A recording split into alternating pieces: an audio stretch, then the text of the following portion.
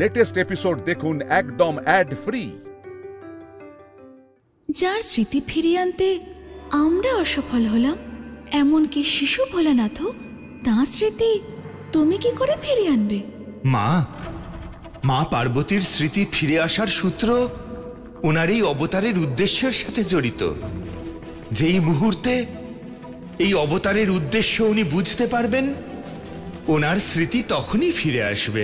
দেবর্ষি, আপনি আবার মহিষাসুরের কথা বলছেন না তো? নারায়ণ নারায়ণ।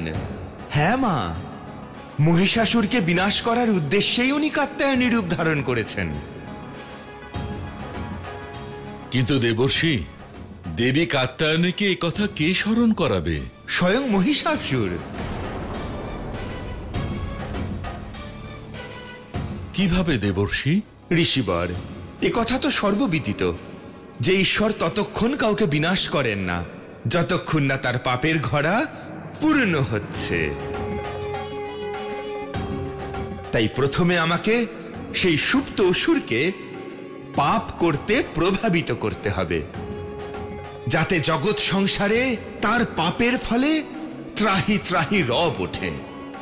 তখন জগৎ সংসারের দুঃখ দূর করতে দেবী কাত্যায়নীর স্মৃতি ফিরে আসবে, আর মহিষাসুর মর্দিনী দুর্গার রূপ ধারণ করে মহিষাসুরকে বধ করবেন। দেবর্ষি, শিব কথা দিয়েছে যে যতদিন না কাত্যায়নীর স্মৃতি ফিরে আসছে, ও ফিরে আসবে না। এমতাবস্থায় শিব আমাদের কাছে কবে ফিরে আসবে? সে তো সময় আসলেই বোঝা যাবে মা অনসুয়া। আর মহাদেবের লীলা তো মহাদেবই জানেন।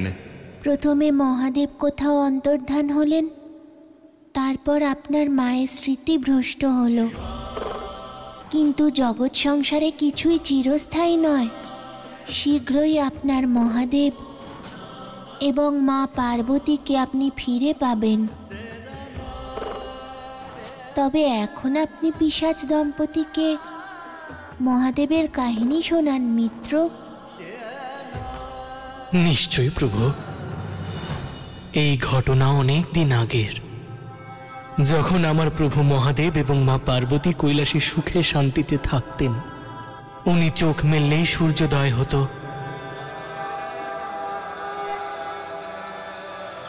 ওনার আরাধনায় জীবদের দৈনন্দিন জীবন শুরু হতো। আর তারপর একদিন মহাদেব কাউকে কিছু না জানিয়েই গভীর সমাধিতে চলে গেলেন। তখন পৃথিবীতে ভীষণ খরা দেখা দিয়েছিল। খরার প্রচণ্ডতা বেড়েই চলেছিল। মনে হচ্ছিল যেন খরার কারণে সমগ্র পৃথিবী ধ্বংস হয়ে যাবে। প্রকৃতি স্বরূপা জগৎ জননী মা পার্বতী সংসারের এই অবস্থা দেখে আহত হলেন। এমতো অবস্থায় সংসারকে রক্ষা করার জন্য মহাদেবের ধ্যান ভঙ্গ করা বড় প্রয়োজন ছিল।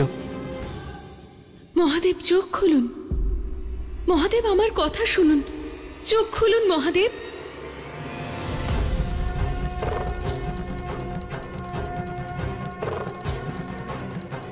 পার্বতী, আমার ধ্যান ভঙ্গ কেন করলে? আমি ভূলোকে ভ্রমণে যেতে চাই মহাদেব। অনাবশ্যক ইচ্ছা পূরণ করার জন্য ধ্যান ভঙ্গ করা অত্যন্ত অনুচিত পার্বতী। আর আমার মতে ইচ্ছে পূরণের কথাকে গুরুত্ব না দেওয়া উচিত নয় মহাদেব। তুমি কি বলতে চাইছো? সপ্তবেদীর সময় আপনি অগ্নির সম্মুখে আমাকে কথা দিয়েছিলেন যে আপনি আপনার বামাঙ্গীর প্রত্যেক ইচ্ছের খেয়াল রাখবেন, তা সম্পূর্ণ করবেন। আর আজ যখন আপনার বামাঙ্গীর ইচ্ছে হচ্ছে ভূলোকে ভ্রমণে যাওয়ার, তখন আপনাকে এই ইচ্ছে পূরণ করতেই হবে। চলুন মহাদেব। বিবাহের বন্ধনে বেঁধে রয়েছি, তাই তোমার ইচ্ছে পূরণ করা তো আমার দায়িত্ব পার্বতী। চলো।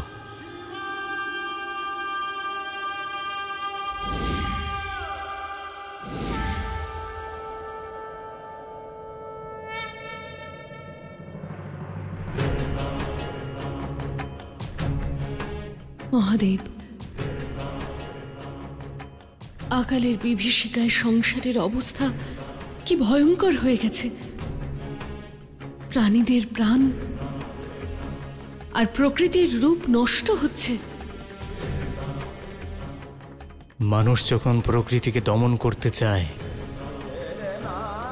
তখন তার পরিণাম এই হয়,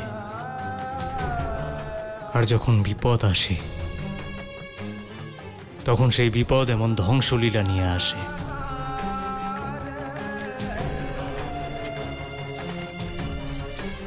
সম্ভবত ওই কৃষক খরার ভয়ঙ্কর রূপ জানে না মহাদেব,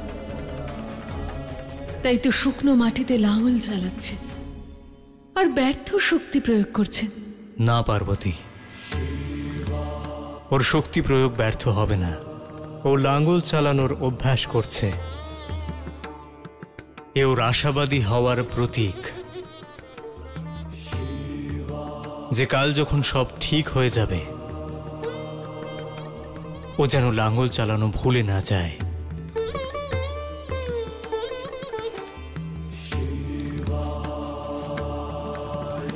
মহাদেব, যদি অভ্যাসই পূর্ণতায় পৌঁছে দেয় তাহলে আপনিও তো দীর্ঘকাল ধরে ধ্যানে থাকার কারণে ডমরু বাজানোর অভ্যাস করেননি। তাহলে এরকম নয় তো যে আপনি ডমরু বাজানো ভুলে গেছেন?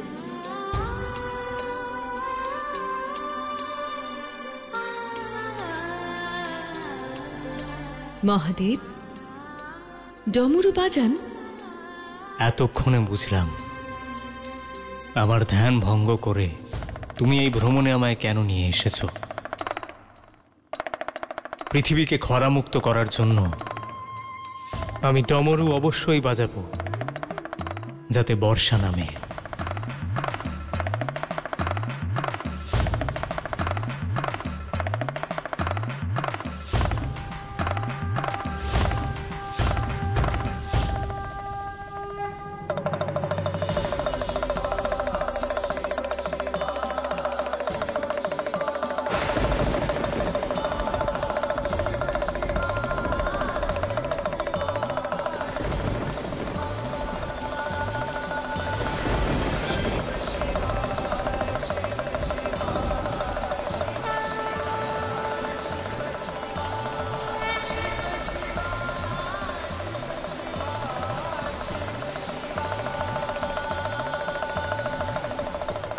আর এইভাবে মহাদেব সংসারকে রক্ষা করেছিলেন। আজকের কাহিনী এখানেই সমাপ্ত হলো। ঠিক আছে,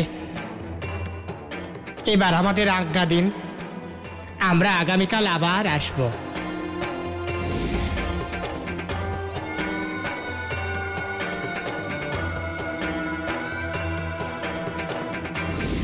নারায়ণ নারায়ণ।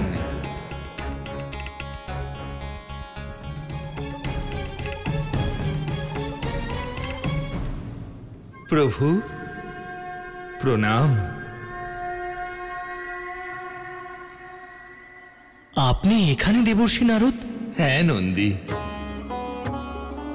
সাপ মুক্ত হয়ে চলে এলাম। কে আপনি? আপনি আমায় চিনতে পারলেন না প্রভু? আমি তো আপনার মিত্র প্রভু, মূঢ়।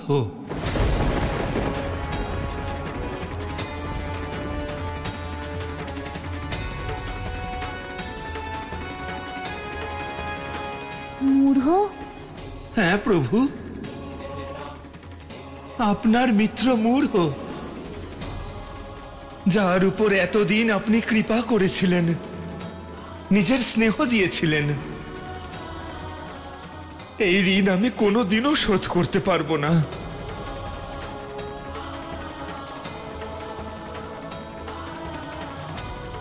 ঋণ? কেমন ঋণ? একজন অভিশপ্ত বালককে নিজের মিত্র বানিয়ে, নিজের সান্নিধ্য দিয়ে আপনি আমার অভিশাপকে বরদানে পরিণত করেছিলেন, সেই ঋণ প্রভু। কিন্তু আপনি মূঢ়র রূপ থেকে এই রূপে কি করে পরিবর্তিত হলেন?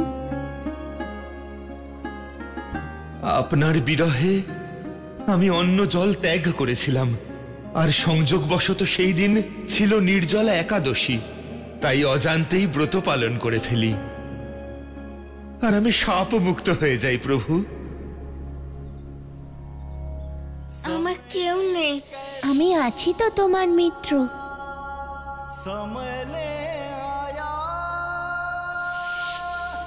আমি এই জন্যই কাঁদছি যে যদি আমার বাবা মাকে খুঁজে পাই তাহলে আমি তোমায় ছেড়ে কি করে যাব।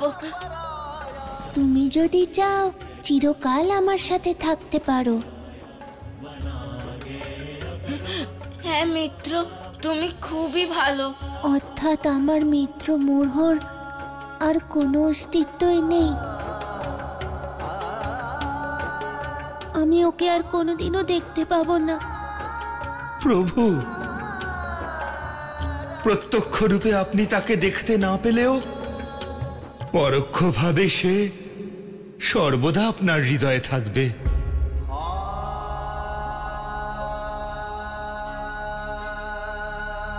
সঠিক বলেছেন আপনি দেবর্ষি নারদ, কিন্তু আমি আমার মিত্রকে হারিয়ে ফেলার জন্য চিরকাল দুঃখ পাব।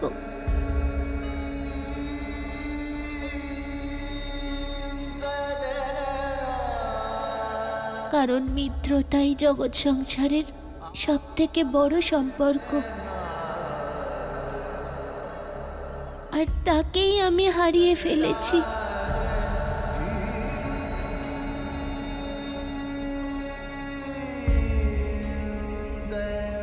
কিন্তু এটা ভেবেও আমার ভালো লাগছে যে আমার মিত্র মূঢ়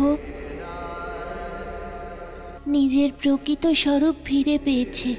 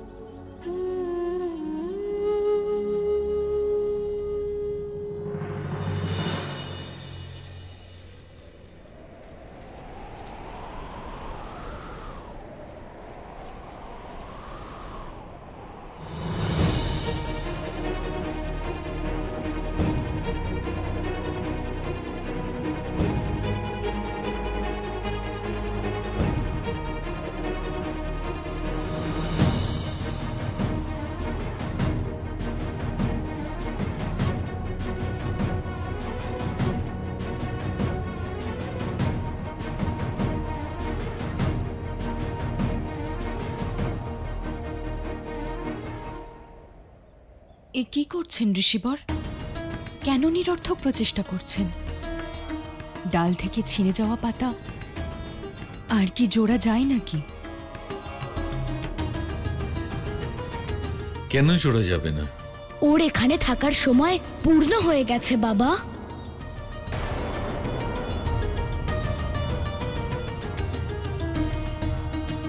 সময় পূর্ণ হয়েছে, তাহলে তোমরা সবাই মূঢ়র জন্য এত মন খারাপ করে রয়েছ কেন? ওর তো শাপ মুক্তি ঘটেছে, সেই কারণেই ও চলে গেছে। হয়তো মহাদেবের এটাই ইচ্ছা ছিল।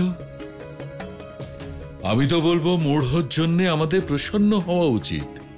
মূঢ়র শাপ মুক্তির কারণেই দেবর্ষি নারদের মতো মহান ঋষিকে সংসার ফিরে পেয়েছে। এবার আমাদের সব দুঃখ ভুলে সুমতির বিবাহের প্রস্তুতি নেওয়া উচিত। সময় খুবই কম। সুমতি, যাও গিয়ে ভাইয়েদের ভোজন করাও, আর তুমিও ভোজন করে নাও।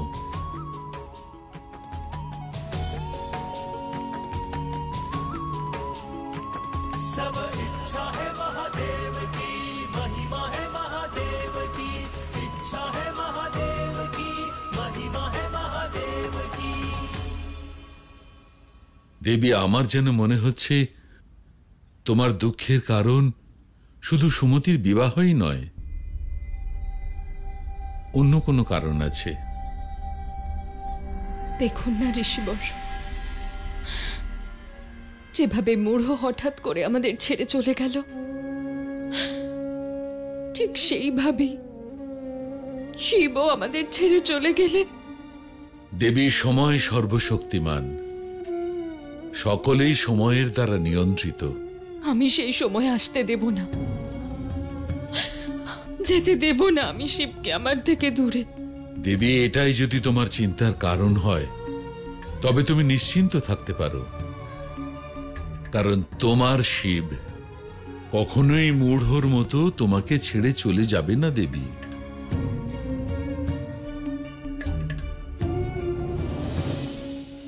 দেবী, এটাই যদি তোমার চিন্তার কারণ হয় তবে তুমি নিশ্চিন্ত থাকতে পারো, কারণ তোমার শিব কখনোই মূঢ়র মতো তোমাকে ছেড়ে চলে যাবে না দেবী। শিব নিজের ইচ্ছায় এই শিশু রূপ ধারণ করেছে, আবার নিজের ইচ্ছাতেই মহাদেব রূপে ফিরবে। আর এখান থেকে কোথাও যাওয়ার আগে ও তোমাকে বলে বুঝিয়ে তোমার অনুমতি নিয়ে তবেই যাবে দেবী। কিন্তু আমি চাই না ঋষিবর যে শিব আমাকে কোনোদিন ছেড়ে যাক। আমাদের চাওয়ায় কি আসে যায় দেবী? আমাদের সকলের ইচ্ছাই ওনার ইচ্ছার দ্বারা নিয়ন্ত্রিত। এই জগতের কথাই ধরো না, ঘোর মোহমায়ায় জড়িত ব্যক্তিও হঠাৎ সবকিছু ত্যাগ করে ঘোর বৈরাগী হয়ে যায়। কি রূপে ব্যাখ্যা করবে তুমি একে? অনর্থক চিন্তা ত্যাগ করো আর এই সত্যকে মেনে নাও দেবী, যে সেটাই হবে যা মহাদেব চাইবে।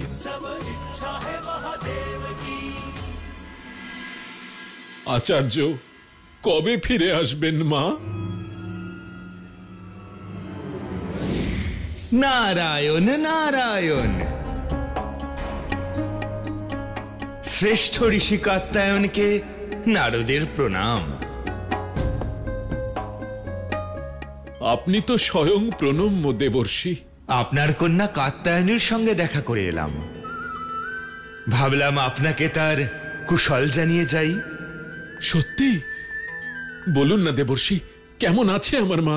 নিজের পিতার থেকে দূরে কি করে সুখে থাকবেন উনি? ওনাকে তাড়াতাড়ি ফিরিয়ে আনুন।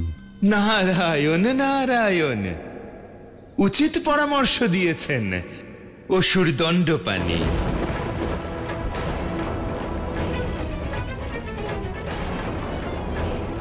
না না দেবর্ষি, উনি তো দেবীর ভক্ত, আমার আশ্রমের একজন আচার্য। নারায়ণ নারায়ণ। তাহলে আপনার দেবী ভক্ত আচার্যর থেকে জেনে নেবেন যে কাল অসুররাজ তারকাসুরের কাছে উনি কি প্রয়োজনে গিয়েছিলেন। এত ঘনিষ্ঠতার কারণ কি? অবশ্যই জিজ্ঞেস করবেন কিন্তু ঋষি কাত্যায়ন।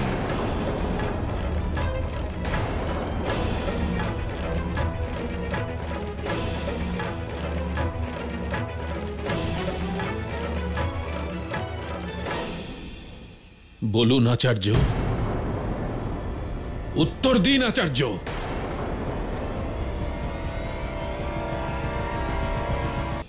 বলুন আচার্য, উত্তর দিন আচার্য। যদি এখনই এখান থেকে চলে না যাই তাহলে ঋষি কাত্যায়নের অভিশাপের ভাগী হতে হবে।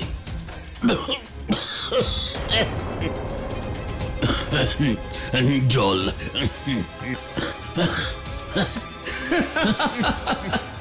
নারায়ণ নারায়ণ। দণ্ডপাণির এই পলায়নী ওনার উত্তরে ঋষি কাত্যায়ন। বাস্তবে উনি দেবী ভক্ত নন, অসুরদের পাঠানো একজন দূত। এটা উন্মোচন করতেই আমার এখানে আসা, আর এ কথা বলতে যে আপনার কন্যাই হলেন মা পার্বতী। উনি এখন আছেন অমরনাথে এবং অত্যন্ত প্রসন্ন চিত্তে, এবং এই সত্যিটাকে ভালো করে ভেবে দেখবেন যে মহাদেবের সত্তার বিরোধিতা করে বাস্তবে কি দেবীকে প্রসন্ন করা সম্ভব? আপনার তো নিজের কন্যার জন্য প্রার্থনা করা উচিত, যে বিশেষ উদ্দেশ্যে উনি জন্ম নিয়েছেন সেই উদ্দেশ্য যেন পূর্ণ হয়। ভেবে দেখবেন। নারায়ণ নারায়ণ।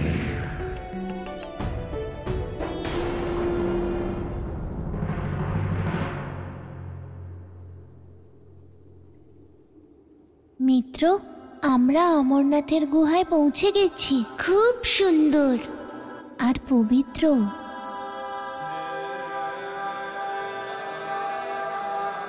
আমার সম্পূর্ণ বিশ্বাস আছে মিত্র যে ওই গুহায় প্রবেশ করতেই আপনার স্মৃতি ফিরে আসবে।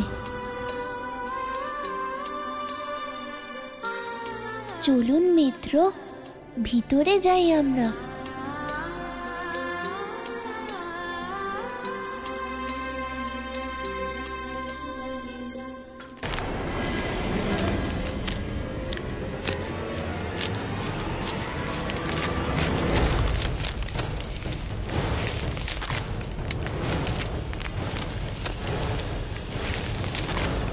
গুহার দ্বার বন্ধ কেন হয়ে যাচ্ছে?